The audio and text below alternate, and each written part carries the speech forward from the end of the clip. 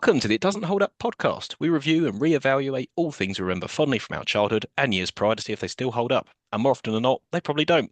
I'm Stuart Shepherd, along with my co-host and good friend Michael Smith. Smith, what's up? No, don't you dare. Don't you dare. That belongs in the early 2000s and it should stay there. Yeah.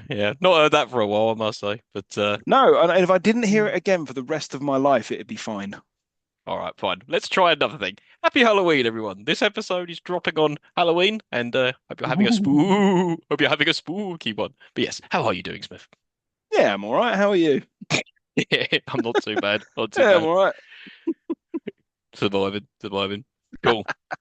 Right, before we get on to this episode's nomination, which is a scary movie, just want to talk about last episode's feedback, which was Mars Attacks. So, got a mixed bag as usual. The first one I got was, even when we were announcing we're going to do Mars Attacks, was yes! Oh, okay. We got Big fan. big fan. Yeah. Gr I wondered who the Mars Attack super fan was. It was that person, the one person. the one person.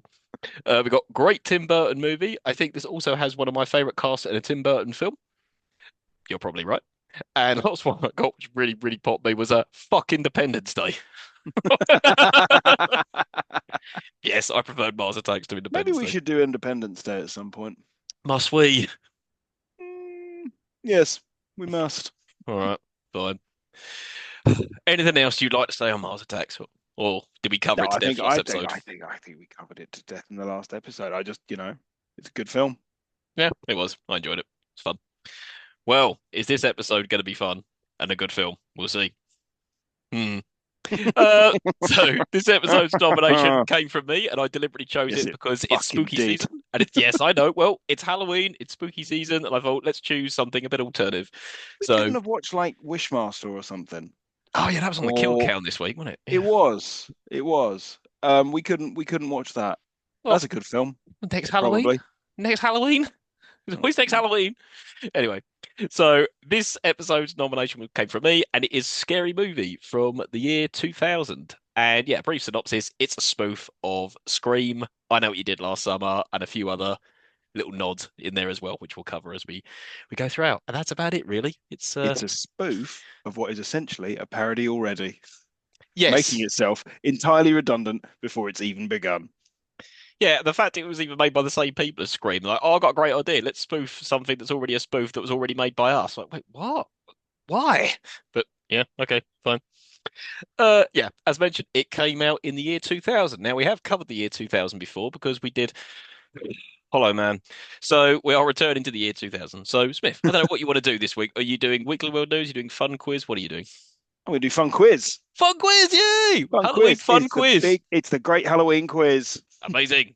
And returning to 2000 with Hollow Man and now Scary Movie. What a banger year for films that was. Um, Yeah.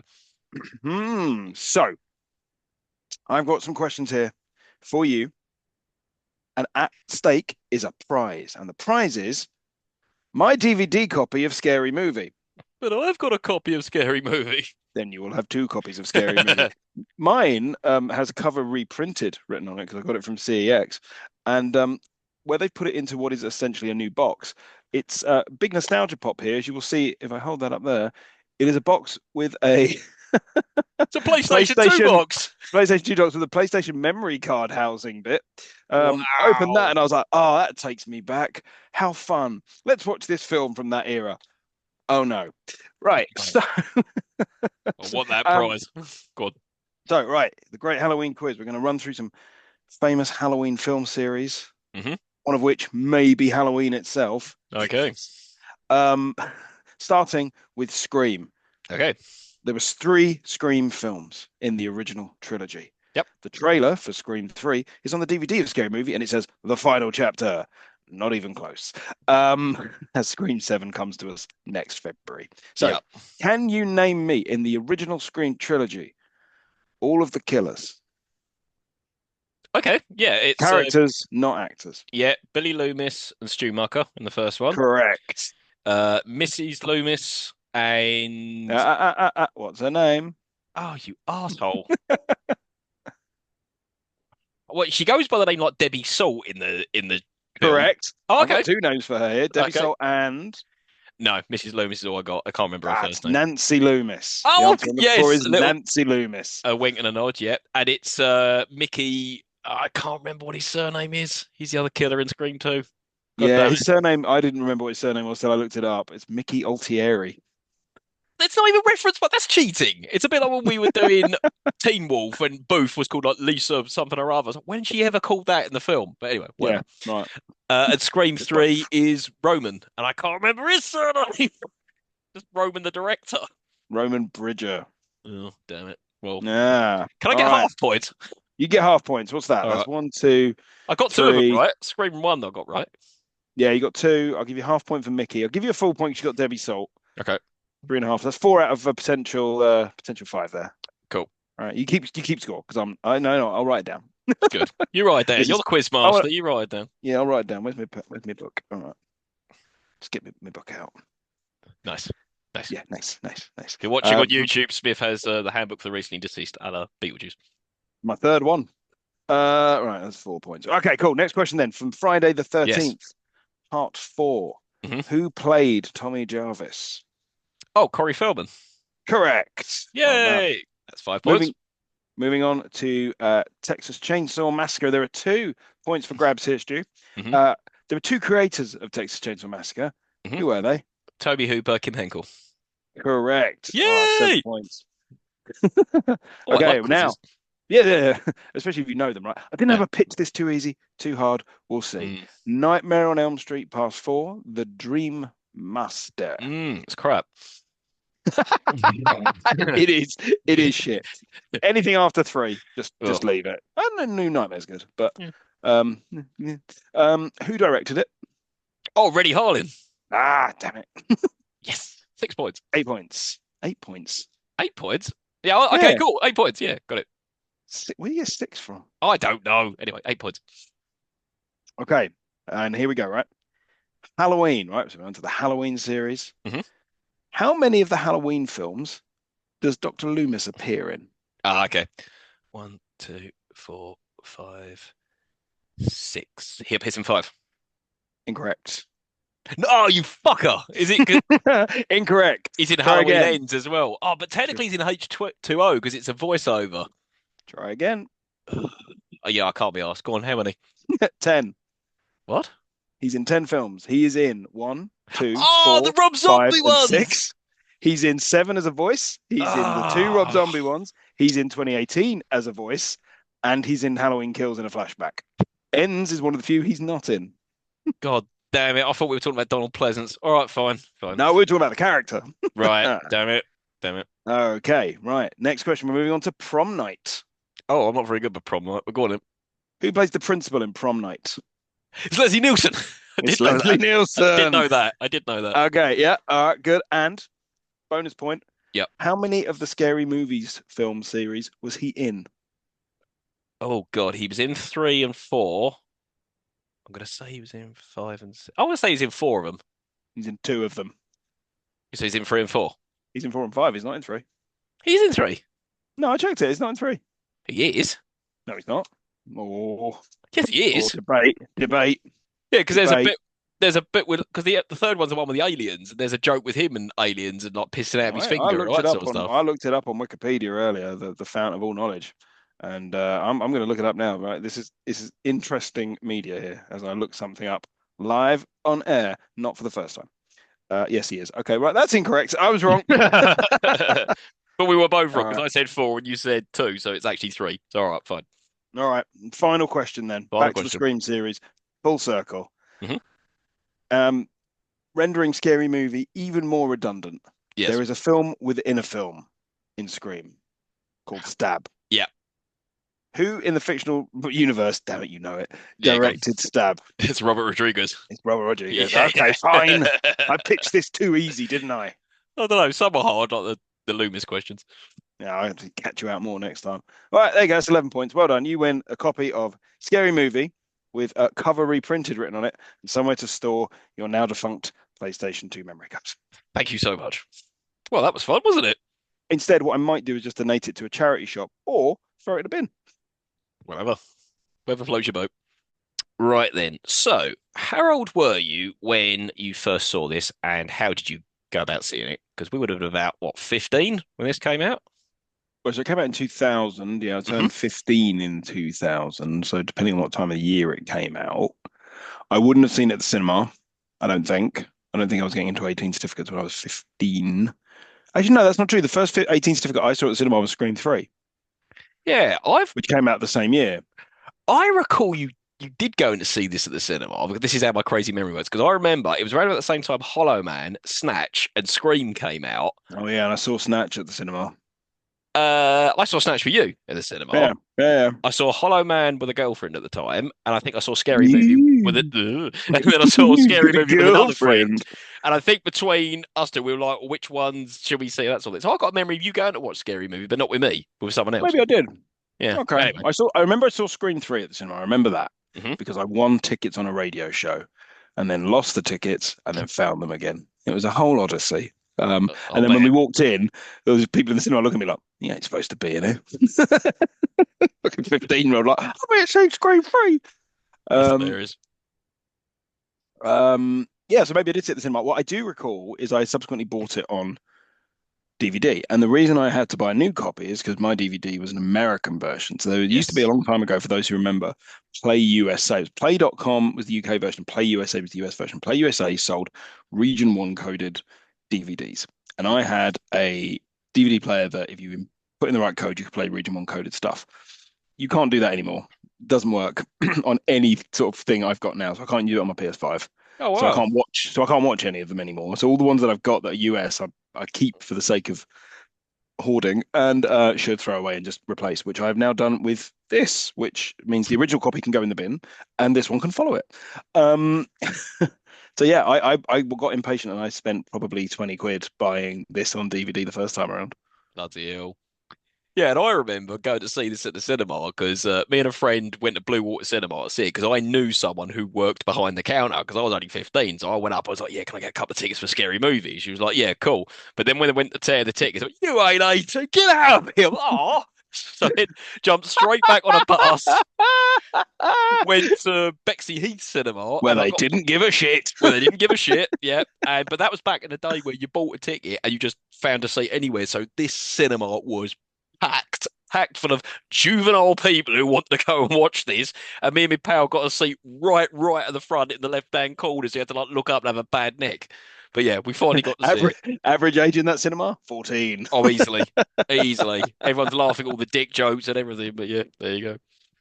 Cool. All right. Um, And then yeah, I was the same as you, except not Region One. I've the DVD that if you watch on YouTube, I'm showing now. I've had this for 23 years. So the minute this came out of the UK to buy, which would have been what March 2001, we got that because yeah, America got it in July 2000. We got it September 2000. mm, So there you go. which means I must have got it for Christmas, and if not for Christmas, shortly after Christmas.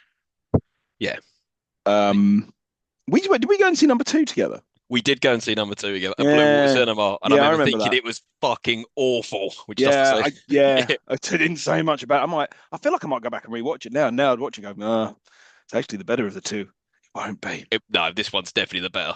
This one's It's one definitely of the those better. films that has that sort of weird reappraisal though. So the tiny hand joke, the man with the take my good hand is there's loads of memes about that. And like it seems to be one of those things that people Yeah. remember fondly. Yeah.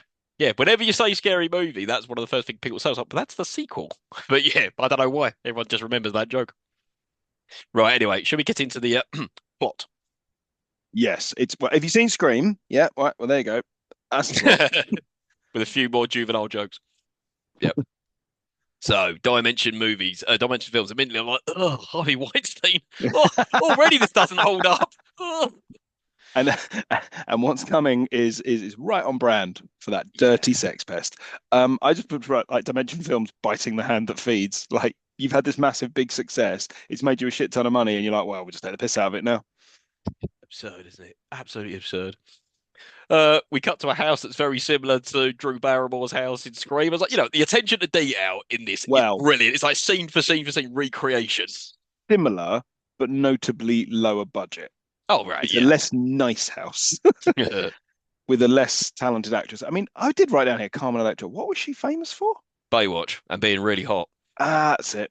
That's it. Baywatch. Ah. I couldn't remember. I would remember her being ubiquitous at this time, but for the life of me, outside of this, I couldn't tell you a single fucking thing she did. No, Baywatch, and then loads of other trash. Right, so Carmen Electra is playing Drew Decker, which I guess is a combination of Drew Barrymore and the character she played, Casey Becker. Drew Decker. Drew Decker, and that's the level of witty wordplay on character names you can come to expect in this. There is one in particular that Yeah, is so fucking lazy. yeah, I know you're talking about, but yeah, we'll get to it. So Drew Decker gets a phone call from the killer whilst making popcorn, and it's essentially just recreating that entire scene with from Scream. And we get The childishness of the, farting, just the and then phone voice is embarrassingly bad. it's not Roger Jackson, is it? It's someone trying No, to be it's Roger just someone Jackson. going, "Hello, I'm the killer." It's like it's so bad. It's like it's not. It's awful.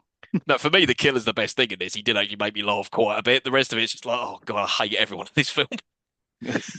But yeah, we get childishness of farting jokes and jokes about like Kazam and Shaq being a genie and all that, and then we get like, oh, I want to see what your insides look like, and then we see outside that the killer's looking at Playboy and obviously looking at Carmen Electra, and then yeah, okay, that's the thing. This is where I wrote down. This is deeply, deeply unfunny. All of this stuff. The Shack line made me go, huh, huh, Yeah, what's your favorite screen that's, Kazam? That's not a horror movie. We had to say Shaq act. huh. Yeah, I kind of did. And then the next bit was like, oh yeah, if you don't get out of here, my boyfriend's coming. When he's black and he'll kick your ass. He's like, is that the one who wears makeup? Looks like a girl. He went, oh, how'd you know that? He went, turn on the light. And then I'm only saying, is that a piss take a Prince? Like, who's Yeah, that guy supposed to be? I think it's supposed to be a piss take of Prince by someone who looks nothing like Prince. Yeah, He she's like, looked oh, like one of the he looked like one of the Cooper brothers from the Super Mario Brothers movie. perhaps it It was. was it wasn't. I looked. Yeah. And then she's like, oh, I ain't my boyfriend. I fucked him a couple of times, but you know, that's it. And then And again, it's just not funny. I don't know, maybe like there's something a bit guilty, like, oh god, that's so silly, it's funny, but I shouldn't be laughing at it because it's so stupid. But yeah. Killer says, oh, you should probably lock the back door, and then we get a ring at the doorbell. Carmen Electra opens it and starts swinging her back, and then she looked down, she's beating up a bunch of trick-or-treaters. That really popped me. This is what I mean, Smith. Like, I don't want to laugh at some of this, but I am. They're like, oh, I can't feel my arm. I want my mum. Well, see that is quite funny. So this is the point when it steps back from itself, and there's a bit running theme to this whole film is when it steps back from itself and delivers either very targeted jokes at the expense of the horror films it's trying to spoof, or bits of just pure silliness. Then it's funny. Yeah.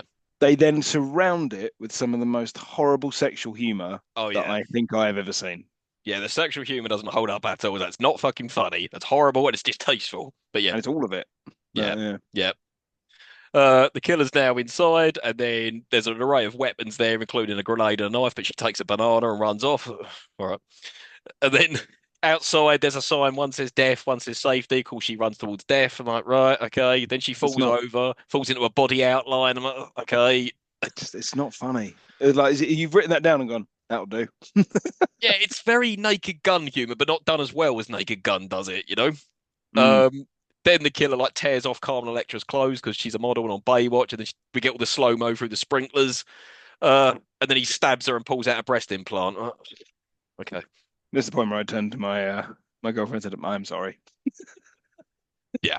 I'm sorry. Although it's funny when he takes the knife out and goes, "Ugh." It's just little things the killer does that makes me laugh all throughout this. We see that the parents are on the way home, but the dad's getting oral sex. Ugh, okay, the That sex happens stuff's twice already. in this film. Yeah. Yeah. And that never happens in real life, right? That is a film thing that people do in films. No one's doing that in real life. The bit as well when so, I'll get to it. Yeah. But Yeah. yeah, Cool. Cool. Cool. Yeah. And then Drew gets run over by the car because her dad's getting blown, and then the killer just slashes at her, and then we get scary movie title. Like, right, so this is okay. the bit where he hits her with the car and he forces his wife's head back down and she makes a horrible gagging sound. I was like, oh for God. Yeah, I Yeah, was like, oh for God's sake. Like horrible, that's not funny. disgusting. Yep. Cindy's in her room, and then we cut to Bobby crawling through it, a la Skeet Ulrich and Scream, and yeah, and they literally. All the dialogue is almost exactly the same as Scream, like with a few jokes thrown in. And then, yeah, Cindy's father comes in to see what's going on. He gets his head stuck. And then he explains, "Oh, I was smoking some crack earlier," and we learn that this guy's a drug dealer, and he got That's one of the involved. funny. That's one of the funnier bits. Is do you know? Do you recognize the guy? Yeah, it's Chris The limo Farley, isn't it? driver. No, No, it's the limo driver from Blank Check. yeah, but wasn't he in Rick other shit? Rick De, Rick DeCommon He's is in his name. He's Groundhog also Day and in other stuff as he's in well. The Burbs. He's Yeah, in yeah, yeah, yeah. Die Hard very briefly. He's in Die Hard. Yep. Yeah. So he says he's got involved with some Colombian drug gang. And Cindy goes, "Oh, you mean Uncle Escobar?" I say, "Yes, him." Yeah. See, that's funny. That was funny. And he said, "Oh, something happened. Some legs are going to get broken, and I've got to get out of town for a while." And then he says, "Yeah, look, if the cops come round here, you've never heard of me, flush mustache." Right, dad's a crack dealer. It's all right, cool. Yeah, and then he leaves. And then Bobby wants sex, but Cindy isn't ready. And then like it is distasteful, but if you remember a Scream, that's what Billy keeps on doing. He keeps on Yeah. pressurizing Cindy into having sex. This bit was fucking hilarious. They start Yeah. making out, and the Dawson's Creek theme tune comes on, and the James Van League pops. I go, what? Oh, wrong set. And I laughed out loud at that because I forgot about that Yeah. joke. I even made my wife laugh, and she did not find this film funny at all. No, that really made me laugh as well. That's a good joke, well Yeah. executed. And I remember in the cinema watching it years ago when that tune started. I remember thinking, I bet Dawson pops up, and then he does. So yeah. We see that Cindy's got an electrified fence on her pants. I'm like, "Ugh, it's not funny." And then just you found that funny. There's no consistency with you. No, I didn't. I didn't. I found you finding it unfunny, funny. Okay, got it. Fair. Um, and then he says, "Oh, would you settle for a PG-13 relationship?" Which is from Scream. And then she flashes him some man breasts. And then he falls out the window. I was like, really, really silly shit. What's that like? So what is that? What? Hmm. Yeah, I don't know. We're at school the next day and we meet siblings Brenda and Shorty. And I've written down Shorty is beyond fucking annoying. Like But he's Marlon so Marlon annoying. Wayans is already fucking irritated, fucking irritating. And there were several times towards the end of the film I'm like, why is he not dead yet? Yeah, Like I cannot wait for this character to get killed because I cannot hack any more of that fucking laugh yeah, and the it's high awful. pitched squealing. It's like, oh God. This is the point with the bits in this where I'm like, if this wasn't written and directed by black people, I would accuse this of being as racist as shit Oh yeah, because it yeah. is horrible. Like, oh, it's the whole thing. Yeah, no, there's tons and tons of black jokes in this as well, but I guess they can get away with it because, like you said, black fellas are own directors.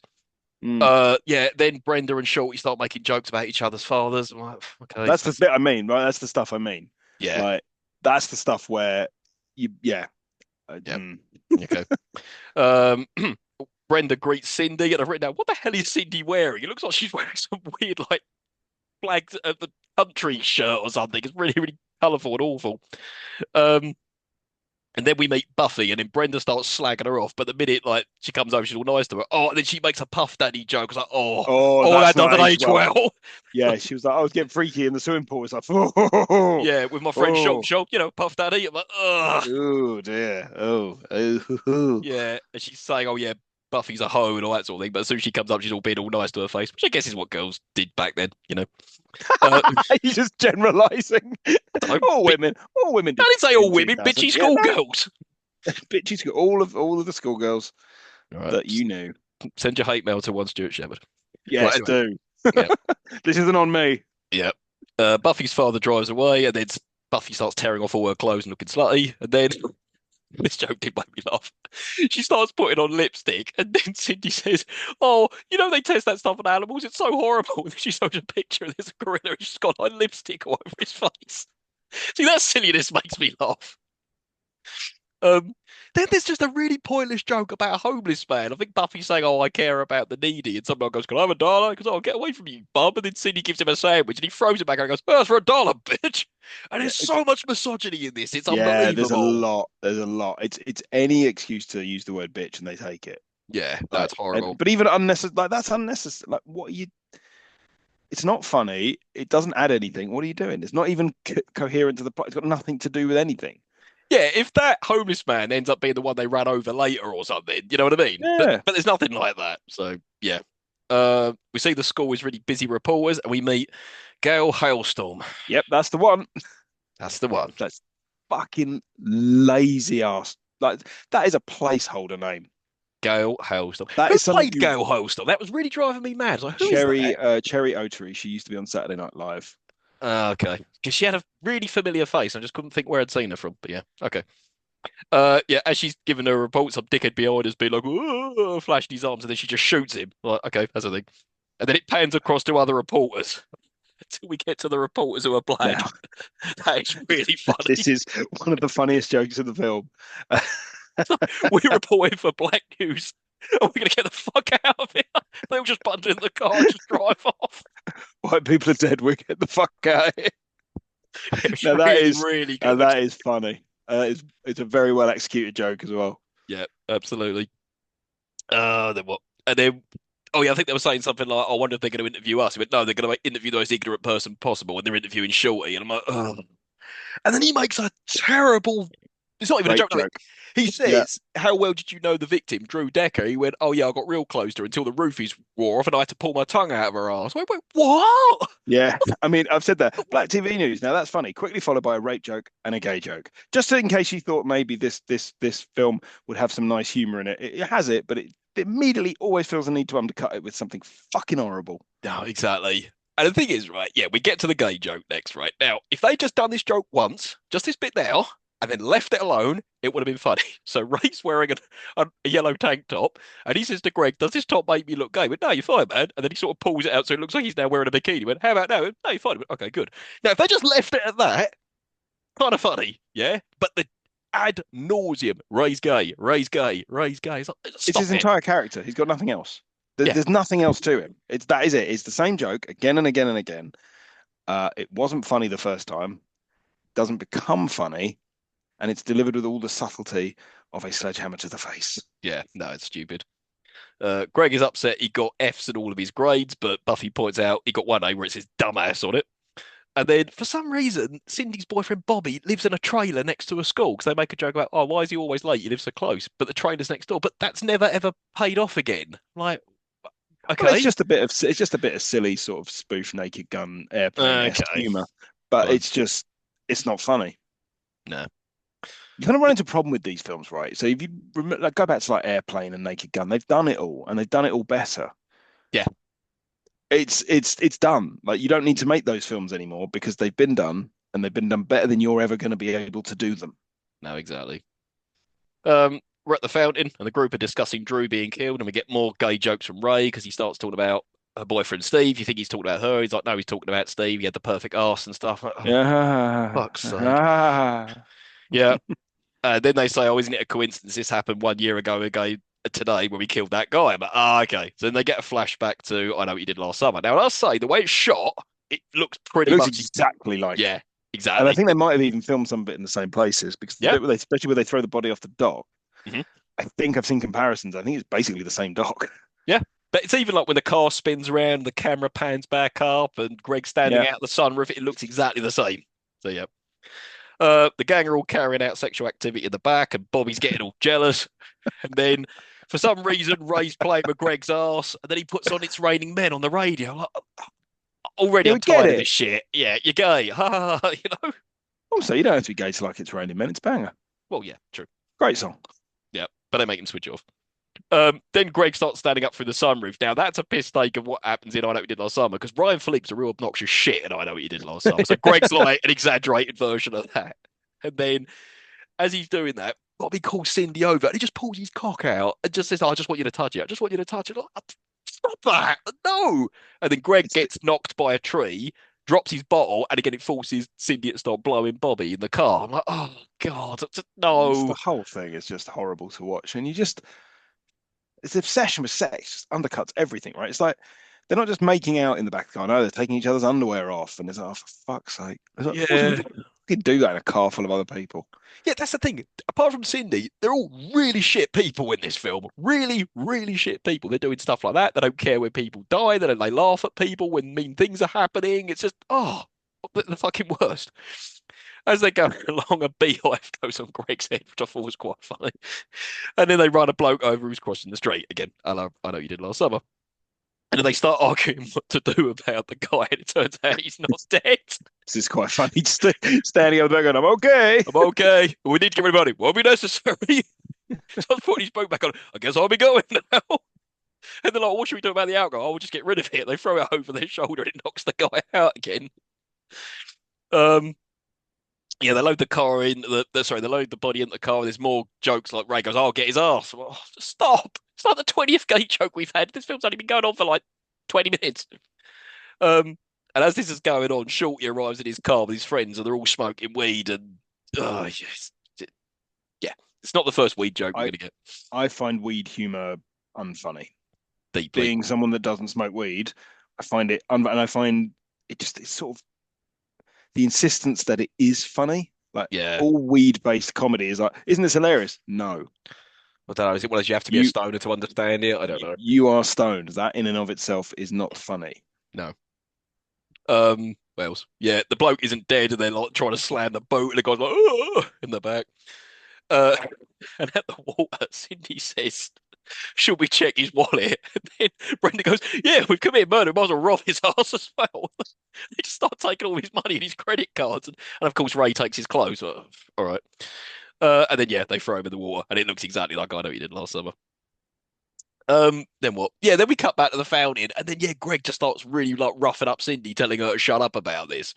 And it's because Ryan Philippe was like that, and I know you did last summer as well. There were bits when he was grabbing hold of like Jennifer Love Hewitt's throat and all that, telling her that we're going to take this to the grave, take it to the grave, that sort of thing. Um, yeah, and then they make some jokes about they're in a horror movie, and yeah, we'd be cast in our 20s and early 30s. That's quite funny. Yeah, that was all right. That was fun. Um, oh God, then we're back to Gal Hellstorm, and she's Mm. interviewing Special Officer Doofy. I'm like, oh no, no, this doesn't hold up. This is not no. Doofy has aged exceptionally badly and is incredibly mean-spirited. It's Like awful. it's really, really uncomfortable. It's horrible. So, for those of you who haven't seen it, Doofy is a mentally challenged man and is playing pretend policeman, essentially. I'm like, oh, God. And everyone just treats him like a piece of shit. It's horrible. Um, yeah, and then Gail starts flirting with him and making a dirty joke about oral sex or that sort of thing. Oh, yeah, that was it. He's like, oh, was that drug? I said, yeah, I forgot to swallow. He goes, that's okay, because I never do. I was like, oh, Mm. no. And then she sort of invites her into her van to blow him. I'm like, oh, God, no. Because, yeah, she wants to get info on what's been going on with the murder or whatever else. So, yeah. Then we cut to class, and the teacher's breastfeeding a baby that she had with a student. And then she tells another student, oh, yeah, and I'll see you later. And he high fives another student. Wait, what? No, that's not fucking funny. That's just weird. It's really, really weird. Why are you laughing, Smith? I'm laughing at your outrage. It isn't funny. That it's I can see where the what the joke was. This is very badly executed. Yeah, no, exactly. Then we get annoying girl Heather, and that was really bugging me as well. Because at first I thought that was America Ferrara, but it isn't. I was like, who is It's this not. girl? And Well, this I girl looked her hasn't up. been in anything since this film. Yeah, exactly. Yeah, I looked her up because I was like, what have I seen her in? Nothing. I've seen her Nothing. in nothing. No, it's bizarre. Bizarre. She starts giving a presentation on the First Amendment. The teacher just starts smoking for some reason. This bit was funny. Cindy looks out the window and sees the killer. Now, the killer's actually wearing a proper scream mask in this shot, not the Yeah. exaggerated one that he's holding up a hook. And she looks all startled, and then he just quickly runs behind a tree. That was a really good joke. Really See, good. that's the kind of stuff. That's the kind of stuff that's funny, right? When you're specifically targeting and spoofing the things that you're supposed Yeah, to be spoofing, and actually finding a bit of humor in it, because that is yeah, it's like, funny. yeah, it's funny that because it always happens in films. The killer just disappears. But well, Where'd he if go? the camera was pointed in his direction, you'd see him legging it off. Yeah, that was good. And then Cindy sees a note on her table saying, I know what you did last Halloween. And then she starts daydreaming about a picnic she had with Bobby, but Bobby keeps forcing a sausage into her mouth. Oh, for fuck's sake. God's sake. It was the funny joke was the nice like romantic thing. Yeah, to leave it at that. Yeah, what to leave it at that? Like Father Jack skipping with the puppies. What, just Yeah, leave yeah, it? exactly. Yeah, and then she sees a second note saying, no, I'm talking about the guy you killed, which made me laugh. I was like, how was the second note just made its way onto the table? Teacher tells Heather to shut the fuck up and just throws her over. And then we cut to the principal's office, and the sheriff's played by Kurt Fuller. Kurt Fuller. Kurt Fuller. 2 episodes in a row with Kurt Fuller. Oh no, wait. Indeed. No, he wasn't in Mars Attacks. Sorry. No, no, I made that mistake as well. Yes, no. But it's the second one in three. Yeah, whatever. Kurt Fuller's been in two of our episodes. And then this bit's weird because they start talking about Cindy's mother, because that's Yeah, obviously a nod to Scream, because in Scream, Sydney's mother was a bit of a hoe. And in yeah. this, they're doing the same thing. But Sydney's mother's never referenced again, and they've No, never used got it as a nothing to do plot with point anything. at all. Yeah, It was just an excuse to get more horrible sexual humor in. yeah. Oh, yeah, because all the sheriff and the principal, oh yeah, we remember, and start gyrating their hips and stuff. And then the sheriff starts asking Drew about, sorry, asking Cindy about what you knew about Drew, and then for some reason Doofy comes in and he shits himself, and then he just gets dismissed. I'm like, look, what? Like, have we not humiliated this man enough? What? And then Sheriff asked Cindy what Drew was like in bed. He went, as an old police trick, now you didn't fall for it. Good for you. Good for you. It's funny because he delivers it so well. Yeah, Kurt Fuller's really good at this film. He's really, really good. Yeah. We cut to a football game, which is followed by showers, and we get even more jokes about Ray being gay, and he's slapping everyone's ass with a towel, and then Hmm. running after people. But, okay, yeah, there's a lot of very naked men in this shot, all getting their asses spanked by Ray. Um, Greg goes to hit a punch bag, and that's very a la, I know what you did last summer. What's quite funny, the punch bag just comes back and knocks him over. That was good. Yeah. And this joke's quite well executed because in I Know What You Did Last Summer, Ryan Philippe comes back to his locker and there's a photo of his car saying, I know. And in this one, Greg comes back to his locker and there's a photo of the man with an exceptionally small penis saying, I know. And Greg gets really fucking angry about it. So we get back to the fountain and Bobby's washing his clothes in the fountain for some reason. Oh no, so they do kind of pay off that joke that he's a hillbilly and lives next door or whatever. Yeah, that's the last time he gets referenced though. Yeah, yeah, yeah. And then Buffy reveals that Drew used to babysit her brother Doofy and had the biggest crush on her. Wonder if this will come back. And then, yeah, Greg arrives at the fountain and he's all angry at Ray, thinking he put the photo there. And we get more jokes about Ray being gay. He's like, oh, what, you want to wrestle naked? Yeah, let me get my Vaseline. I was like, oh, fuck's sake. And then, yeah, they start passing the photo around that Greg found and they all start laughing at his cock, including Buffy. I was like, why is she laughing? Surely she's seen his cock. She joins in the laughing. And then Cindy says she got a note as well. And then, yeah, Greg just starts beating the shit out of Cindy because he says, oh, we should go to the police. I'm like, oh, it's really mean Yeah, spirited. yeah, that picks her up, throws her down, gives her a boot in. It's like, oh, for God's sake. And even while he's doing it, her boyfriend Bobby is kind of laughing. Like, why are you laughing about this? Someone's beating your girlfriend up. Then what? Then we get to the beauty pageant, and Buffy's an entrance as Miss Fellatio. I'm like, oh, yeah, it's there. It's there. Uh, Ah, exactly. So, ah, stop it. ah, ah. So the group are Funny, watching. Stu, laugh. Yes, yes, isn't it? Ah. The group are watching on the balcony, and everyone's really shouting lustful stuff at Buffy, going, "Oh yeah, that's my girlfriend too. Oh yeah, I'll tap that." And Greg's getting all pissed off. And then Buffy says that she's going to do a dramatic reading, and as she starts giving the reading, the killer kills Greg like that. And now everyone thinks, "Wow, that's amazing acting." That's, see, Was that's a pretty good. funny joke. Yeah, It's a that is funny good. joke that's completely ruined by the fact she's doing it wearing a slash saying Miss Fellatio. Exactly, yeah. And then when she gets backstage, she's all upset. They said, "Oh, you won." He goes, "Oh, I won. Oh, fuck, Greg, I won." And then just goes back out to get her award. And then as they're throwing flowers at her, someone's got a vase, so they should throw a vase at her head. What really ruins that? Because again, that's quite funny. The throwing flowers and then they throw a glass cracked on the head. That's quite funny. What's really unfunny is the song that the MC is Oh, singing yeah. underneath it. Jesus, it's It's like, like, here she is, Miss Teen, such lovely tits. I'm like, oh, oh God, and it's just like, why? Why do you have to have that sort of early 2000 broy attitude where everything's misogynistic or yeah. homophobic and it's everything is just grim? Yeah, it's horrible. It's not nice.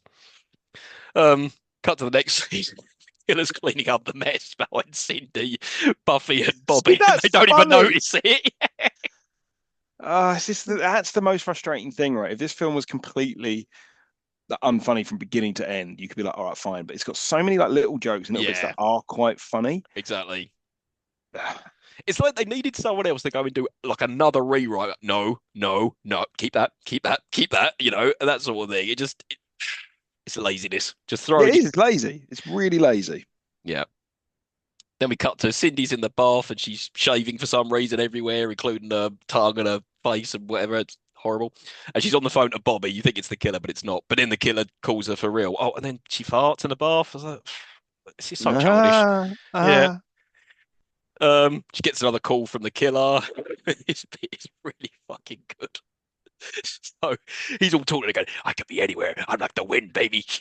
You know where I am? Yeah, you'll be on the couch. Oh, how do you Yeah. know that? I can see your See, feet. he's sticking out.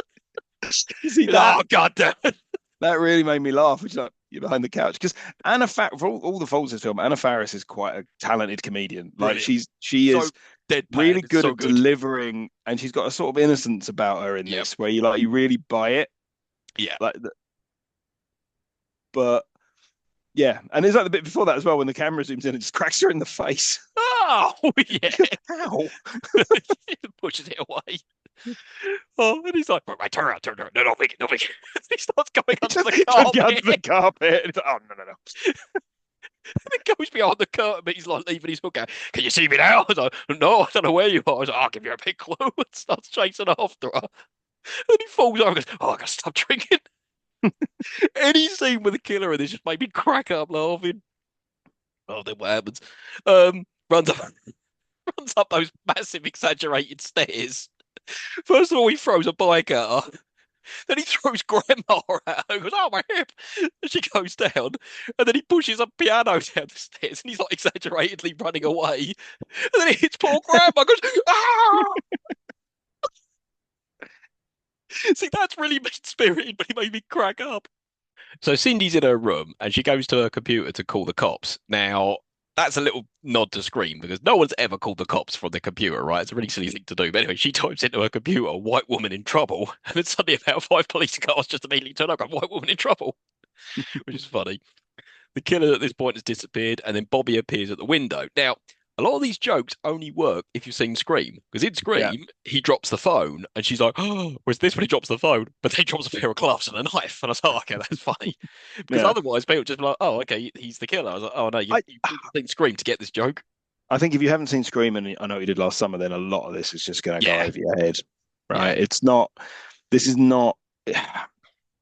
Well, yeah, but then I guess you get all the shit humor for people that haven't seen those films. But I doubt many people who are going to see this hadn't seen those films. yeah. No, sure, sure. Because even like the very first scene we see Cindy and Bobby, like practically all that dialogue is from Scream, but they've just put jokes into it. Yeah, Anyway, so Cindy runs away, and Doofy's at the door with the mask, just like David Arquette was in Scream. We're at the police station. It's really good. Kurt Fuller comes over the sheriff, and he's like, "Oh, Cindy, I want to show you some yeah, photos." yeah. That was very Oh funny. my God! And each photo is more suggestive. We get if you watch on YouTube, you get Kurt Fuller going like that, and to be honest, In you just get a tiny pair of pants. nothing else. I really He's like the one where he's got his hands like that. I don't know why. really good, and the way Anna Faris sells it, she goes, "No, no," and he goes, "Okay, worth a shot." And he's like, just take one more look at that one." That's He's the like, bit that really sells "No." it. Is there because just look at this one more time. Really, really, really good joke. Really, really funny. Yeah. Then we get some cops joking about how they've just assaulted some sex workers. I'm like, oh God, it's not Yeah, funny. there And you they go. say, That's immediately undercutting the good humor with something fucking horrible. yeah, and then they say, oh, Doofy, come over here, like, I'll smell my fingers. But like, that's when you Oh become a man. He goes, I'll smell my finger. He goes, oh, what is that? He goes, my ass. Like, get the hell out of here. I'm like, oh, just no. no. Buffy comes to take Cindy home and tells her, and then Doofy's being all like a pain in the arse about it. He goes, oh, Mum told me always treat me like a man of the law. He goes, yeah, well, Mum also told you to stop sticking your dick in the Hoover. I'm like, oh, more sex stuff. Hmm. Uh, Gail's outside and she's getting really pissed off with her cameraman, Kenny. And he steps on her foot. And goes, what did I tell you, Kenny? So go, what's the girl's shoes? Go, where's Prada shoes? Kenny's really fucking funny in this. The reporters are all trying to speak to Cindy, but she refuses. So Gail tells her that her ass looks fat. She just punches her in the face. So it's like Sydney punching Courtney Cox in Scream. Yeah. And then she's like, "Oh, who copped a feel?" And Kenny's like, "Oh, it was me." Go, I just touched the top of the breast. It was the ten. It's like, "Oh, Kenny, like, you just made a funny joke earlier. Yeah. You just ruined it." I just put it. Why is this in there? Like, Yeah, it is why a does it make the prostitute? Why is the boob? Like, why is that in there? Right? It's not funny. yeah, that's stupid. Um, then we get the bit that you hate as well, with the killer calls Shorty, and we get the wada, Can we just skip wada. past this? Let's just skip past this. You go back to the earliest he does where it fucking belongs. Well, the one thing I did like is every time they do it, the mask keeps changing. Like it's getting more and more and more exaggerated. And I remember you could buy those masks, the exaggerate one, like the ones with the tongue stuck out, or that sort of thing. As like kind of cool Halloween mask to wear. All right, yeah, we'll dust over that. I just Uh, felt I was watching it just like, Okay. All right, fine. We'll skip. We're in Buffy's room, and Sydney stayed over, and they're discussing Bobby being the killer. She goes, "Oh, I always knew he was too perfect. Good looks, whatever. Nice in bed." She's like, "What did you just say?" Then Doofy comes in because I brought you an ice pack for your hand. He just throws it at her head and knocks her over and goes, "I'll go get one for your head." Oh, that cracked me up. Silly humour. Um, and then the killer calls Sydney and hangs up, and then Doofy comes out with a vacuum cleaner. I was like, "Oh, for fuck's sake! Like you've just been funny with the ice pack, and now you've been disgusting with the vacuum cleaner." So, Yeah, yeah. I think if you listen real close, this bit gives away who the killer is. Actually, yeah, At the end of because the call, there is something that happens where it's like, oh, hold on a minute. I haven't If you're spotted paying, that. if you're paying real attention to it, you can hear the killer like say, oh, oh, oh, at the end, like I didn't spot as that. if they're hanging up quick. It's like, okay, all right, Okay. All right. For those you haven't worked out yet, and we won't spoil it, we'll get to it. We'll get there. yeah, Right. We're at the lunch hall the next day, and Shorty joins Ray and Sydney, and Shorty starts saying, "Oh, it's like that movie Scream." I was like, "Oh, so you're yeah, yeah, referencing the yeah, movie, yes, but for fuck's yeah. sake." We get Yeah. it. Don't also films to all films that do this. Don't reference better films Yeah. because Yeah. a Scream. lot of this, I was watching this, and all I kind of sat there thinking is like, I wish I was watching Scream. Scream's a much better fucking film than this. I'd rather go watch Scream. Scream does suffer though. Like the first 15 minutes are amazing, and then it's kind of boring for a long time, and then someone else gets killed, and then it's not till the party it really starts getting wicked again. But yeah, overall Scream's good, but there is a long bit in the middle where it sags. Oh, I really like Scream. I don't even think it sags in the middle. I really like that film. Okay. No, I do too. I just think the other Scream movies are better paced. There's more Now, kills, there's more I stuff know going what on. you did last summer hasn't held up particularly well. Yeah, we might cover that. Um, I like it, but it, yeah, there's so many red herrings and not a lot going on and silly There's not a logic lot and all that going sort of on. That's the stuff. problem Yeah, with it. There's just not yeah, a lot happens. yeah, yeah. Okay. Anyway, back to this movie. So Cindy said she's gonna have a low-key gathering at her house, and Shorty just announced to the whole school, "Oh, there's a party at Cindy's," which would have been funny. And then he adds drunk-ass white women for everyone. Oh, for fuck's. All right. Yeah, More jokes about Ray being gay. I'm not even gonna get into it. no. Yeah. Skip to the end. Bobby arrives and Cindy's startled. He's like, "It couldn't have been me. I was in jail." And suddenly, like a prison inmate comes by and sort of hugs him and says, walks off. Like, oh, just no, no, horrible. This bit is really good because Bobby says, "Look, it's been a year. I think you should get over this, right?" You think they're talking about her dead mother, because but Ginger was an integral member of the Spice Girls, and then she just runs off like, The ah! run is hilarious. Just the stupid run. Really, really good. Um, Outside the school, the sheriff's given a press conference. He went, "Yeah, shit Yeah, happens." happens. I wrote that down. That was very funny. And then Gail starts talking. It's obvious someone's been leaking information to her. And then Doofy goes, "Hey, Gail." Gail swallows. Oh, fucking hell, no. Then we're in the girls' change room. Now, this bit makes no sense to me because Buffy starts pretending she's got a call from the killer. And she starts being a real bitch to Cindy. It's like, hang on a minute. You two Yeah, didn't it have a doesn't make falling out. any sense. She stayed over your house last night. Why are you now being a right cow? Oh, it would have been better if there was a scene in between when they fell out over something. But yeah, it doesn't make any sense. It's And not even then, in service of a joke, no, really. no, There's she's no just being a jokes cow. there. No, Yeah, there's no. It's not like there's a punchline coming. There isn't one. no, it's just been horrible. And then we get the most controversial bit in this film. It's horrible. So, No, Miss, I mean, Doofy's up there. I mean, Doofy at least pays off at the end. Oh, like that. This is just like Not as horrible. well as some people would have you believe. No. Well, anyway, Miss Man arrives. Miss Man is a very masculine looking woman who is their gym teacher and then starts talking all sorts of sexual stuff, including like, "Don't believe that, shaving your pubic hair will rid you of crab infestation. You can come speak to me at any time."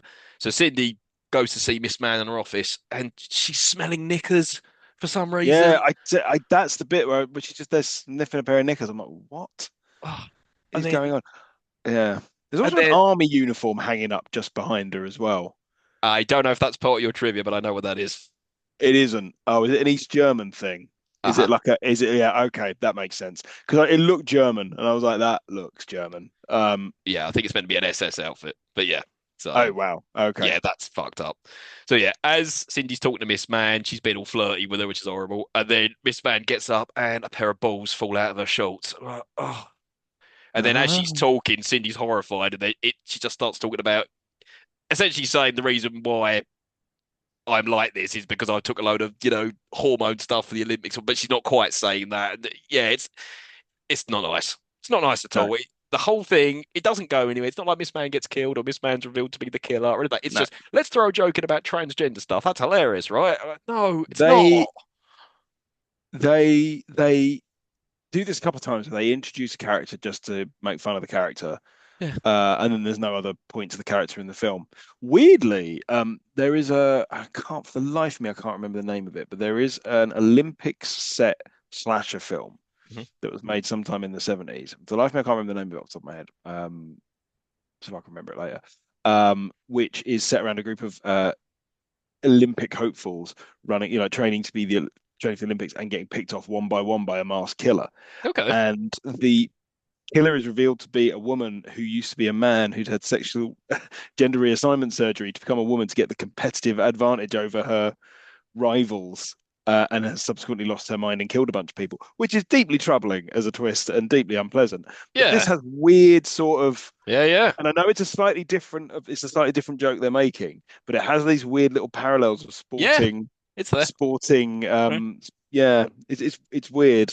It's weirdly similar. I don't know if they've seen it, but Yeah. um, yeah, I was trying to work out what the joke here was. I assume the joke here is that um, she was a sort of a West, sorry, East German athlete because there was a lot of rumors, I think, in the 80s of Yeah. East German female athletes taking testosterone to give them the competitive advantage over, and I think that's probably why the German army uniform is there. Exactly. Yeah. Yeah, well, regardless, it's not funny. Either way, It's fine. it's unpleasant and it's not funny. It's like a pair of balls. Like, all right, great. And I remember when I saw it in the cinema, everyone that was dying or laughed. I wasn't. Everyone was dying with laughter, and everyone was laughing so much you couldn't hear the dialogue. Like you couldn't hear what Miss Man was saying, which is explaining about the drugs and all that sort of stuff. I'm like, Yes, yeah, it says a lot about 2000s humor. society was bad back then. But Yeah, it yeah, wasn't hor- great. horrible. Anyway, let's move on. So Buffy's still in the girls' change room when the killer arrives, and she's not scared of him at all, and just starts making fun of him and all that, and even falls over and breaks her own leg, which is like, ugh. And then yeah, he cuts her head off and puts it in a bin. And I was like, oh, that's the last we're going to see of Shannon Elizabeth now. That was She's gone. quite funny, that bit. It was fairly amusing. I enjoyed Really? it. I enjoyed the take on it of like, oh no, I'm so scared. Like, but taking that to like the nth degree, I thought it was quite funny. I found his reaction and stuff. I suppose it's the bit where I got run away. Yeah, that was funny. Oh I no, thought, I've broken my leg. yeah. Oh, I don't know. I found it a bit silly, especially when he cut her head off and she was still talking. But yeah, See, I whatever. don't mind the silly bits. Silly bits are not the things that I have a problem with in this film. Silly's fine. Yeah, If silly's executed well, silly can be funny. yeah. Now the next scene's troubling because we get a teacher on the ledge of a school wanting to kill himself. You're like, how do they these fucking kids and all that? And then Cindy comes outside discussing who the killer is, and then she starts parodying that bit from I Know What You Did Last Summer. What are you waiting for? What are you waiting for? The teacher's like, what am I waiting for? Fuck you! And then just kills himself. I'm like, Um, suicide's not funny. yeah, I think it's you wanted to parody that scene and you couldn't think of anything else, so you've just popped that in there. I mean, that scene doesn't need parodying. It's fucking stupid. Like in the film itself, in I Know What You Did Last Summer, when she just spins around in a circle screaming to no one. Yeah, that's also when they open the boot of the car and like the dead body's gone with all the crabs, but even though it was there 2 minutes ago. How did you get all that out and clean it? Yeah. Yeah. Yeah.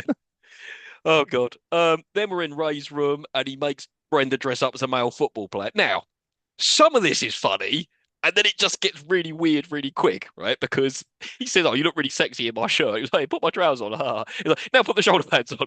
And then the way Regina Hall sells it is really fucking funny. She's just looking ever so confused. And if they just left it at that and moved on, it would have been fine. But then he starts throwing her down and like thrusting her from behind and calling her Brendan. He's like, "Oh, it's role play. Now you do me." I'm like, "Oh God, no! For God's sake!" It was kind of funny when you're making her dress up. Why Mm, did you take it to the nth degree? You know? Yeah. Anyway, let's move on.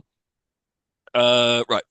Then we get Gail Hailstorm. She's at Lover's Lookout and she interviews Heather in a car. And then the killer turns up, starts pulling her out the car, trying to kill Heather. And he's like, "You got a lot of nerve, get that camera off me." And then they run off into the wood. And that's when we get our Blair Witch spoof. And again, I remember seeing this in the cinema and you couldn't hear what Gale was saying because everyone was just laughing their arse off when all the snot was just coming out of Gale's nose. It's not funny. It's not funny. It's just a It's and cheap again, it's plug of just the Blair Witch Project. yeah. You just start what's popular, all right. And I mean, these films get worse for that.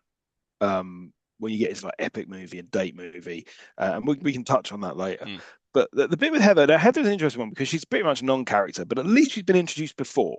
Yeah. She's in more than one scene. She's one of the few non-main characters that's in more than one scene. And I did enjoy her line of dialogue. Oh, my boyfriend heard a noise and he went to see it, but that was 10 minutes ago. He's probably dead. Yeah, which I think was fairly well executed. And then the kind of joke just gets extended out beyond being funny. Yeah. Yeah, I was about to say, he's probably dead. Really? Get out of here. Yeah. Anyway, then we cut to the cinema, and Ray and Brenda are going to watch Shakespeare in Love for some reason, which is essentially the Scream 2 spoof. Now, Hannah turned to me and went, why is there so much Shakespeare in Love in this? I was like, I don't know, there's quite a lot of Shakespeare in Love in this. and when they watch it, it's jumping back and forward like the chronological. I haven't seen Shakespeare in Love. That's good. That's good. It's good. And Brenda has been so fucking annoying, it's untrue, right? But just before it starts, we get something that really doesn't hold up at all. It's a preview of a movie, and it's a man on a ship looking all happy going to a brave new world, and then he gets cracked with a whip. He goes, Amistad 2. Like, oh, I thought that was quite funny. thought that was really bad. So the guy in Amistad 2 is Keenan Ivory Yep. Wayans, who's the director of the film. Yep. I thought it was quite funny. It's a lot of this bit like that joke. I think again, written by and performed by black Oh, okay, writers and yeah. actors. I think you get away with it. I think you also get away with the bit that comes next. And if you weren't written and directed by black people, I think you'd really not get away with this. Oh, what comes? This is the bit where Ray goes for a piss in the urinals, No, right? no, the bit with Regina Hall. Okay, well, we'll come to that in a sec. So, yeah, Ray goes for a piss, and there's fairground urinals. Now, some pubs actually have those for a bit of Do fun. they? Like, yeah, in some really like quirky, like fancy pubs, you piss in the urinal. It's almost like a contest with other fellow people who are pissing. It's like, I don't think I want to do that. I do. Give me. I want an address. All right, all right, I we'll want go. an address and a 2 litre bottle of Mountain Dew. Fair enough. Right, but Ray goes for a piss in the stall, and he hears someone making silly noises, just like in Scream 2 when Phil could hear the noises, and then he puts his ear to the door. Instead of a knife coming out, a cock comes out and starts playing with his ear, and then Ray puts his ear right up to it, and then the cock goes right through his ear and presumably kills him, or does it? Then we get Brenda as being thoroughly annoying again in the cinema. Thoroughly, thoroughly annoying. She's eating chicken. She's taking phone calls. She starts filming it for some reason. One bit is really funny. She turns around and goes, "Yeah, I got you on camera. Yeah, I got you." That was really fucking funny. And then the killer comes back dressed as Ray, and you think, "Oh, okay, yeah, this is going to be like Scream 2." Instead of him killing her, all the people in the cinema don't. They just give me that. They just take the knife and just start stabbing her, and it goes round to everyone. And the bit that really made my wife laugh was some Jewish bloke stabs her. And there's Rashburn and Schindler's List. Oh God, what was the bit that you said with Brendan then? Well, the fact that it was just all white people stabbing a black woman. Oh, So as I was watching oh, it, I was like, oh, this is yeah, like it's all the other characters in that scene are white, and they're all stabbing her, and it's like, hmm. oh. In hindsight, that doesn't hold up. Okay. No, and if you were a white writer and director who did that, Oh no. you'd have to question your judgment. Um, Yeah. but I guess they get away with it. I guess the joke is she's ruined many, many a film. They all got fed up with it. And they just Oh, I mean, killed her. don't get me wrong. Yeah. People who talk loudly in cinemas deserve to die, and I Yeah. would fully support them being stabbed to death by the rest of the audience members. So if you're someone out there listening who talks in the cinema, you're one of the worst things to ever happen to humanity, and you deserve a painful death. Yeah. It's beyond selfish. If you want to talk during a film, just watch it at home. All right. Yeah. And Anyway. if you talk during the theatre, you're even worse. Oh, that's yeah. Like I went to see Phantom of the Opera the other day. I took my mother for her 70th birthday, and those seats were cheap, right? And there was some fucker behind me talking the entire time. I'm like, do you mind? Like, it's so expensive to go to the theatre, right? And then And someone's ruining it for you. talking from the perspective of someone who's been on stage, we can fucking hear you. Oh yeah, there's that. At least the people on the film can't hear you. The actors can hear you on stage. Yeah, oh yeah, totally, we can. totally. Anyway, let's get off our soapbox. Right. So we're at Cindy's house. There's a party and it's absolute chaos. And then there's a really stupid joke coming up now. So a large girl who we haven't seen before asks where she can get beer, and Sydney tells her in the garage, right? Now, the only bit that made me laugh, that a cat startles her. She goes, oh, and then suddenly a horse startles her. She goes, oh, horse, you scared me too. That bit was funny. And That then, is funny. yeah, that was funny. Then the killer just wants to kill this woman, and she's like, "No, I'm just a day player." And then she tries to get out of the cat flap like Rose McGowan in Scream, and because she's so fat, it pulls down all of the door, and the whole ceiling like collapses on her. Like again, you've just shoehorned this in to be Yeah, mean, be yeah, it really, is. It's really really mean. mean. It's mean spirited, and it's and I said when I was watching, it was like, this is they've just introduced an overweight character, so they can make a joke at the expense of an overweight character without having to have an overweight character in the rest of the film Yeah, because they don't want that. So it's just like we'll just introduce her now, so we can laugh at her, and then we don't have to bother having her in the whole thing. you gotta feel sorry for the actress, isn't it? Like when I you're always reading for wonder. roles, you know? I always wonder that, like when you've got an overweight person in a film that's a figure of fun, Maybe. how you cast that. I mean, especially like I mean, you look back at like people like your John Candies of this world Mm. who often got on the. At least they were being paid a hell of a lot to do it. Mhm. You know, that was their sort of And lead part role of as their well. Yeah. persona. Yeah, yeah, yeah. Whereas like what always gets me is like Dodgeball. You know, the beginning of Dodgeball with the cheerleading sequence. Oh yeah, yeah, Justin yeah. Long's got the overweight girl, and he's like, "Uh-oh," and it's like, "Ugh, really? Well, you'd like to think they're open and transparent. Like, listen, Oh, they would be. They'd have we're to be." casting for a role. It's very mean what we're doing, but we need someone to do it. You know. So yeah, And I'm sure as a jobbing actor, you take what you can get. But yeah, exactly. Yeah. Anyway, cut back to the party. Cindy's getting trashed on beer bong, and then Bobby arrives. They decide to go upstairs, and then we get really awkward chat in Cindy's room, and she says, "Oh, well, I'm ready for sex now." And then they make a joke like, "Oh, it's like in a movie." I'm like, "Oh, but it's not a movie." And, oh no, no, it is not. There's a sound guy, there's a script in it. Oh, that was a good joke. Then we get really horrible kissing. I fucking hate seeing kissing in films. Just like, like they're tonguing each other, and their tongues get conjoined. Oh, it's disgusting. And then we get another really pointless spoof of The Sixth Sense, where Shorty's got a blanket up to his neck. He goes, "I see dead people," and it's because he's been smoking weed. I'm like, oh, okay. yeah, yeah, I've written down here, why isn't Marlon Wayans dead already? In real Like life or in this film? in the film, he was quite good in Requiem for a Dream. Oh, he's excellent at that. He was good in what's that film about the Nike shoes? Air.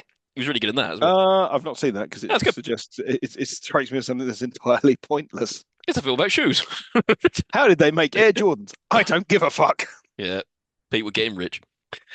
They start smoking weed using a fish tank as a bong, and then the killer arrives and starts getting high with them. I was like, okay, we've got to that part of the movie now. Bobby and Cindy are making out in her room, and Bobby's trying to force her to blow him, and then she hurts him big time when she actually does it. I'm like, you kind of deserve that, you know, if you're forcing Mm, her to do that, you know. Uh, don't be yeah, forcing anyone to do anything, just as a rule of thumb. no, please don't. Be good people. Um, Bobby undoes her trousers and pants to reveal bats. And then there's a Uh, massive bush which he trims with head trimmers. Like, now this is when it just gets into the like the grotesque, just really, really no, lowbrow it's not. shit, It's juvenile. Is really what it is. It's silly, juvenile. you know. And and we've said this ad nauseum with this. There are some really well executed jokes throughout this, and Hmm. there's just trash, and this is Hmm. trash. All right. Um, we see that Killer and Shorty's friends are getting stoned and falling around. His mask changed. It's like he's got a stoned mask on now, and they start prank calling people, being, "Oh, what's your favorite scary movie?" Cut back to Bobby and Cindy are spoofing American Pie, having sex, and then he like jizzes everywhere and sends her up like an earthquake, or a volcano. I'm like, what? Why? What is the point of this? They do that in the second one as well. Yeah, it's a hollow head spoof. Yeah, yeah, it's stupid.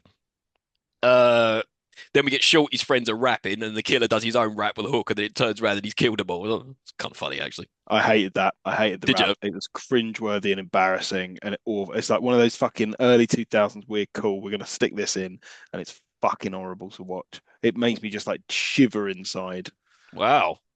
I And the hate scenes stuff. before didn't make you shiver inside. I really hate stuff. It's one of my bugbears in films. Is that kind of thing, like where things are being like shoehorned in. Like, did you see the Tomb Raider with Alicia Vikander? No, didn't want to. There's a whole bit at the beginning when she's like she's a bike courier. And she was like cool biking around the city, and it's just so fucking horrible to watch. It's like this is awkward, and it's Unnecessary. not, and it's unnecessary. It's not cool, and you're shoehorning it in. It's like when people have obsession with like we're going to put parkour in a film. It's like don't, just don't. Just no. Anyway, off your soapbox you go. Right. Anyway, Cindy starts questioning Bobby's whereabouts that night, and then the killer turns up behind Bobby and like slashes him, presumably killing him. And the killer starts chasing Cindy around the house. And then at this point, everyone seems to have gone home. I was like, oh, okay. Don't remember everyone leaving the party, but all right, fine. Cindy takes a gun from a drawer, but then Bobby takes it from her. At this point, Shorty arrives, and then Bobby shoots him, just like the twist at the Thank end of Scream. God, Yeah, and then he does actually die, not like in Scream where Randy Randy's doesn't die. alive. Yeah, yeah. And then just before he dies, he smokes the smoke from his lungs. Oh, okay, fine. Ah, And then, stay gone. yeah. Bobby reveals it's ketchup fake blood, and then Ray turns up. He's not dead, but he's got a big plaster on his ear where that cock went through. And of course, his voice change has got to have a girly voice. But what? Why? Why does it have to have a girly Because voice? Stu, because you might not have realised, but he's gay. Well, well. Ah. So they go to the kitchen and they start talking about their master plan. And Bobby's saying, "Oh, it's because of lack of sex here. I'm now gay with Ray." And Ray's like, "What, gay?" He was like, "You talking to that club?" which It's would have like, been, which would have been really funny payoff if he then didn't be like, "You suck my dick." It's like, okay, yeah, now there it exactly. is. Yeah, he says, "You took me to that club." He went, "They play good music." But you took me shopping. He went, "No, you took me to San Francisco." He goes, "I wanted to go shopping." He went, "You made love to me." He went, "No, first of all, you sucked my dick." Yeah, if they hadn't have done that, that Yeah, would have been left that fine. alone, and he literally wasn't gay. That would have been Yeah, quite a funny payoff to the that whole would have been thing. good. But no, It wouldn't have immediately, justified all of it, but no. But then immediately he isn't because he pulls out Sydney's dad, and Sydney's dad doesn't have any trousers on. He's got a gag ball in his mouth. I'm like, oh God. there was actually the bit just before that when they were going through their motive, and it's like Bobby, as it says, "Did Scream have a plot?" No. It's like, yes, yes, it did. Did I notice something make any sense? He went, oh, what about that sequel? That fat white Jamaican guy goes, I want to kill that motherfucker. That was funny. Bad casting, Bobby. Yeah. I missed that joke the first time, and when I rewatched it, that really made me laugh. It's Jack Why, Black. why was Jack Black in that film? I used to What? like that one. Oh, that's crap. I still know. I preferred I still know to I know. I think Really? because more All right. people get killed. That's true. Yeah, it's more of a And bloodbath. it's Yeah. yeah, it's more people getting killed at regular intervals. My problem with I Know What You Did Last Summer is that no one gets killed till the fucking end. Like Yeah. one person beginning, and then Johnny Galecki, and then nothing for 40 solid minutes. It's like, get on with it. And apparently Johnny Galacki, his murder was shoehorned in because Tess screamed and said, there's not enough killing in this, so they just shoehorned him getting killed for no reason.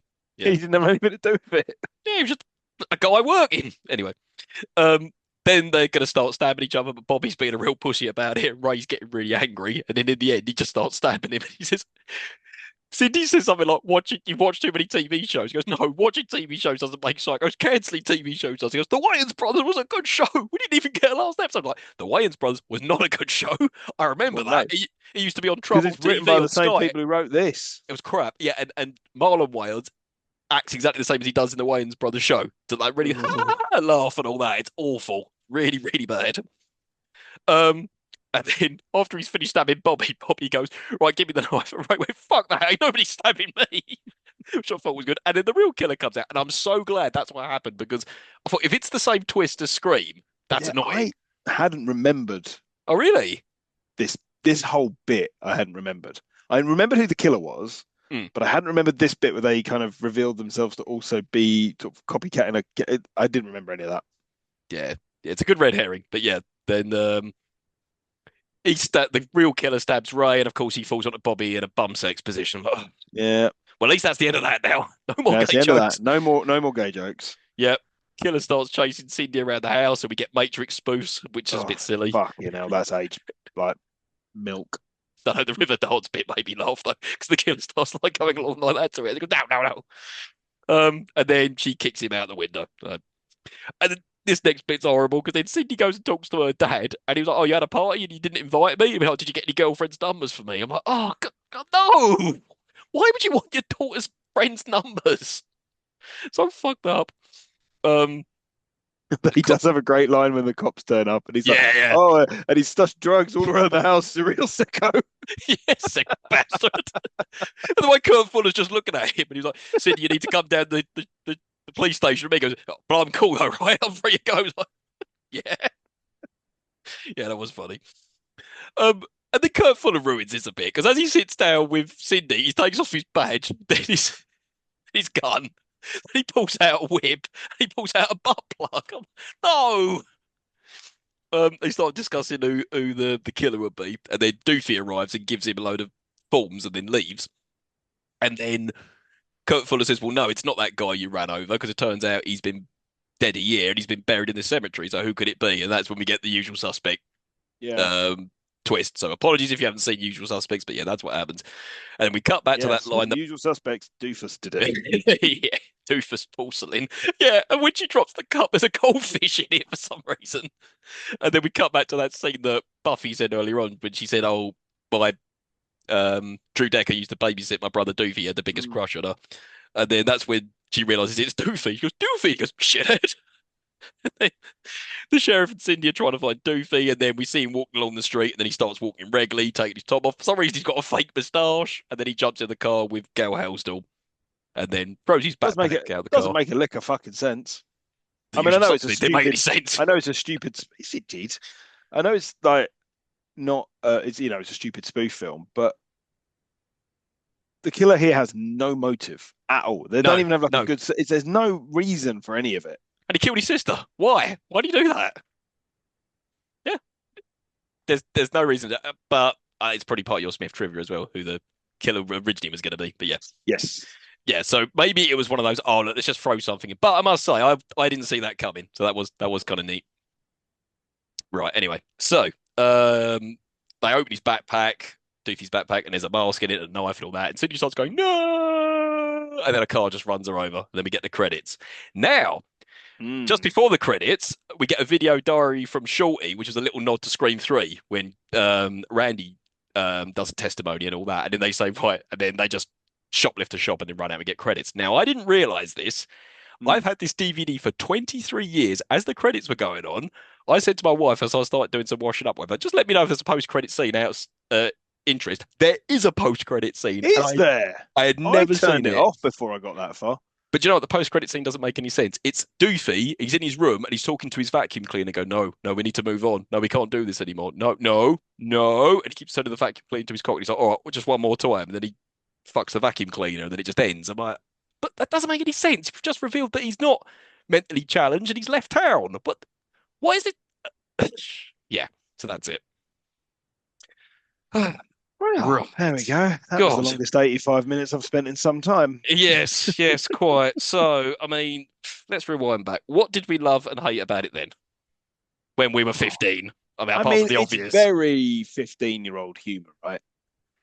It Very. okay, so I loved Scream. Because as I've discussed many times, my parents let me watch whatever the fuck I wanted. Mhm. Mine So too. Yep. so, it's why I was going to see Scream 3 at the cinema, having seen the first two multiple times when I was 15. Um um I love Scream. The kind of humor really is that of a 15-year-old boy, Yes. right? When you are a 15-year-old boy, especially a 15-year-old boy who grew up in the 90s and who was 15 around about 2000 when culture was, shall we say, unpleasant, Mhm. you're encouraged to laugh at these things and you find these things funny. Now, there are still some very well executed jokes in it, I'll give it that. But at the time, I would have thought all of this was fucking hilarious. Hilarious. Yep. Um, you get better as you get older with a sense of humor, I think. Yeah, no, totally. I remember like my sides hurting. I laughed so much when I saw it at the cinema, and I loved it. And I was probably the same, not as eager as you, because you bought it on a Region One DVD because you couldn't wait to Yeah, watch it again, you know. But yeah. the minute it was available on DVD, I bought it, and I've watched it hundreds of times. Not in the last like 15, 20 years or so, but as a young man, I watched it many, many, many times. Yeah, And I likewise. remember, yeah, like you said earlier, we watched the sequel in the cinema, and I was deeply disappointed with it. I was like, it is not as funny as the first one, and I hated the fact Ghostface is not the killer in the second one. It's about haunted houses. Like, oh, but then it would just been a complete rip off of Scream 2 if they just It's fulfilled the same I formula. mean, they'd already done whatever they could to get out of Scream. I don't think there was much else there. No, no, Um, exactly. So I had to go in a new direction. But I just thought it yeah, was I remember unnecessary. yeah, it was more of a spoof of Hollow Man and The Haunting. And the Haunting of Hill. No, what's that A one? House on Haunted Hill. Yeah, that's it. And 13 Ghosts and all that. Which Shannon Yeah, Elizabeth is also in. Yeah. yeah, what a career she's had. Yeah. Um, yeah, and I probably just thought it was. I thought it was very funny. But as I say, as you get older, your sense of humor develops. And what I think actually is interesting is that a lot of those films that are like this that have held up over time, like Wayne's World Yeah, or that does. Airplane or The Naked Gun, is that they are silly. The jokes are all well crafted, and there are so many jokes that if one isn't, it breezes past. It doesn't rely on sexually aggressive, homophobic, misogynistic, racist humor, and they are by deep down affectionate to what they're spoofing and generally sweet natured. Hmm. Like Yeah. there's no mean streak in Wayne's World. There's no mean streak in Airplane. There's no No. mean streak in um Naked Gun. It just picks and pokes at things and does silly jokes and it works. Yeah. This has jokes that work. Yeah, that's what's disappointing because I didn't hate this watching this second time round, but I I didn't fucking love. hated it. I didn't hate it, but I was so disappointed with it because I remember it being hilarious when I was a boy. I was like, this is so goddamn funny. I loved it, right? There was probably five jokes that really made me laugh in this. The rest of it was just head in hand, like, no, no, God's sake, no, you know? It just goes to show either they're not confident enough in the non, and maybe this is endemic of the time, maybe it's endemic of the audience they were going for. Either they're not comfortable enough in the moment to kind of say, right, we're going to stick with this spoofing, silly humor that kind of picks and pokes at the slasher genre, right? Because there's so much in the slasher genre you could pick and poke at, right? And they do a little bit of it here and there, like you're behind the couch. That's fucking funny. That's really Or good. running behind the tree. It's fun, right? There's more of that you could do. There's tons of it that you could do that they don't do. Yeah, And scary. instead they have a gay joke every other line, and they have women getting punched. They have people getting called a bitch. They have doofus. I mean, or doofy. Like, come on, like Weed. Yeah, weed jokes, right? It yeah. shows either they're not confident in the silly humor to rely on it entirely, or just that what they think is funny is not funny. And I think looking at Scary Movie 2 and White Chicks and other like that, probably the latter. Okay, so Smith trivia. What you got for us? Well, not a lot actually. I did some research on this and I really couldn't find all that much about it. I'll say the few bits that I could uncover. So Hmm. Jenny McCarthy and Melissa Joan Hart auditioned for the Carmen Electra role Hmm. of Drew Decker, which I could kind of see with Jenny McCarthy, who I think in the same year was appearing in Scream 3. Hmm. But I don't see it as Melissa Joan Hart. No, I don't. That's beneath her to do that. Well, I mean, it'd just be a completely different character, right? Totally. But Jenny Um, McCarthy did go on to be in Scary Movie 3. did she? Yep, I've at the never start seen of anything past two. in part three, it's a ring spoof. So at the start, instead of the two girls having a chat, it's Pamela Anderson and Jenny McCarthy. So yeah, that's how it starts. Uh, Yeah, okay. uh, you've the film was originally entitled "Scream If You Still Know What I Did Last Halloween," Bit of a mouthful. but they just changed it to "Scary Movie," which, as everybody knows, was the original working title of Scream before it became Scream. It's very similar, actually. There is another spoof film called "Shriek If You Know What I Did Last Friday the 13th" Mm, with Tom Arnold. Have you ever seen that one? no, but it's very similar. It's very similar, down to the dubious sexual humor. Yeah. Um, Apparently, the original script featured a place for Jamie Lee Curtis, where in the final sequence, when Cindy was running around, she would find Jamie Lee Curtis hiding in a cupboard. Okay. But again, I think probably beneath her, and she did Yeah. Halloween Kills. I mean, that's fucking terrible. And Halloween ends. I didn't mind Halloween Ends. Anyway. Unpopular opinion. In an early script, the killer was going to be Damon Wayans, the Wayans brother that does not feature in this film. But conflicting schedules meant that it couldn't be him. Although I'd always question those when you hear that. It's like conflicting schedules. Like, do you know how long it takes to rewrite and reshoot stuff? Yeah, but Damon Wayans was doing My Wife and Kids at that stage, so maybe that's true. Oh God, I've forgotten about that show. Yeah. Um, the only other piece of trivia that I found really that's of any interest is there are six credited writers on this film. There's Sean Wayans and Marlon Wayans, plus two of the other writers that were on the Wayans Brothers show. The other two are Justin Freeberg and Aaron Seltzer. Um, Now they were working on a script for a spoof at the same time. The two concepts were thrown together, and because of Writers Guild of America rules, they both got credits on the script on the screen, but they didn't actually write a single word of it.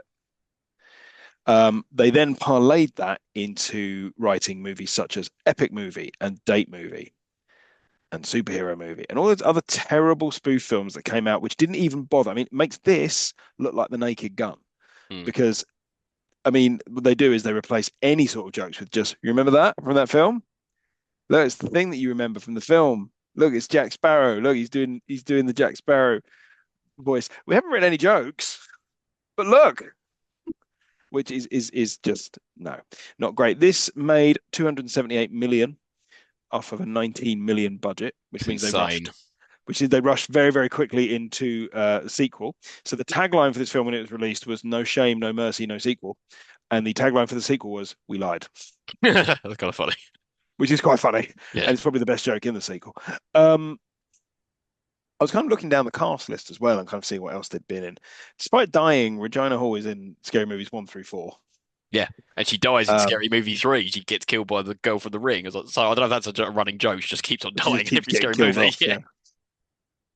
Yeah. And a lot of these people haven't been on do much else of any note. Although weirdly, a couple of them have this odd, like, decent thing in their CV. Like Lachlan Monroe, who played what's the name? The blonde guy. Oh, the one who plays Greg. Yeah, he's Yeah, in yeah, like, he's in Unforgiven. is he? Yeah, he's Must in be young in Unforgiven. that. Yeah, yeah, he would have been. He would have been. And Anna Faris has been in some good films. Like she's in Brokeback Mountain. She's in Lost in Translation. She's also in a film called My Super Ex-Girlfriend, which I tried to watch recently and turned off after 15 minutes because it was so bad. Yeah, I'd imagine it would be. She was married to Chris Pratt for a while as well. She was married to Chris Pratt for a while. Yeah, she Yeah, was. then he got super famous. Asshole. Anyway. That was everything I had. I don't know if you had anything else. Oh, I had something like apparently Keenan Iron Free Wayans wanted to stuff Shannon Elizabeth's bra so her boobs look really big, and she shouted at him on set, "Does my boobs look like they need to be really that big? They need to be padded?" And everyone just cracked up laughing. I was like, "Huh, yeah, fair Mm, point. Have you seen yeah. American Pie? Yeah." And there was just other bits and bobs about casting, and like Britney Spears apparently was supposed to be in it, but she was working on her second album and all that sort of stuff. But no, the majority of it was what you've just covered. Good. So there you go. Well, that was everything. Right, final verdict. Does it hold up? No.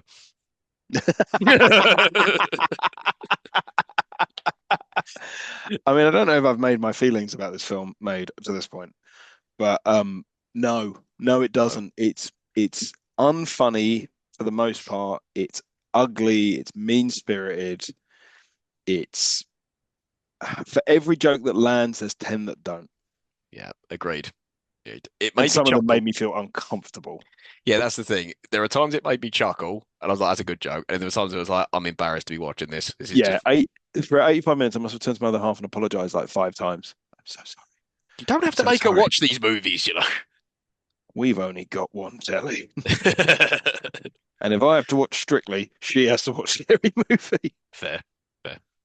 All right, sorry, folks. On our Halloween episode, Scary Movie does not hold up.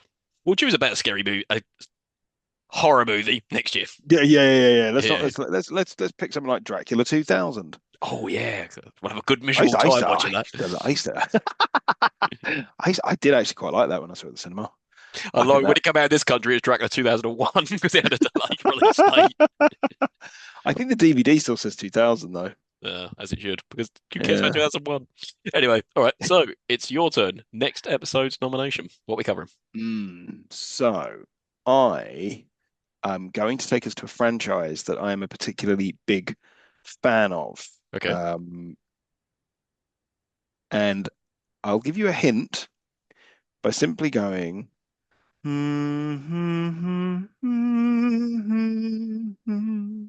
Batman? Batman What? As in the. forever. Oh, God, you asshole. I was going to say the Tim Burton 1989 Batman is almost perfect. There's nothing wrong with that film. But, oh, Batman Forever. Good call. I loved it when it came out. Yeah, I me too. adored Batman Forever. Yeah, I don't I know why. I wrote into the Sun newspaper and won myself a Riddler baseball cap Go because you. I was just that fucking cool. Wow. And you know what? That's our first sequel we've done on this podcast. So there, that's cool. Is it? And our third Jim Carrey film. Oh, jeez. But it's not from 1994. It's from No, 95, that's true. and we've not covered 1995. So yeah, Oh, I can have a look what's going on in the world. excellent. No, Good call. All right. Then next time we reconvene, we shall be covering Batman Forever. All right. So just a bit of housekeeping before we get out of here. Just want to plug our socials. So you can reach us on email at it doesn't hold up podcast at gmail.com. Or on Instagram at it doesn't hold up podcast. Or on Twitter or X as it's now known at doesn't hold up pod. Or on YouTube at it doesn't hold up podcast. And we are on Spotify, Apple Podcasts, and all other good places you listen to podcasts. And remember, do give us a good review on all your podcast platforms. And remember, we welcome all suggestions for things for us to cover. So, Smith, is there anything you would like to say on Scary Movie or on this spooky day of Halloween before we get out of here? All I would say is just remember when you're cutting your cocaine, use baking soda, not baking powder, or they'll have muffins growing out their nose. You've loved that joke since you were 2 years old. It's a good joke. It was a good joke. And I just want to say to you all, happy Halloween and Wada!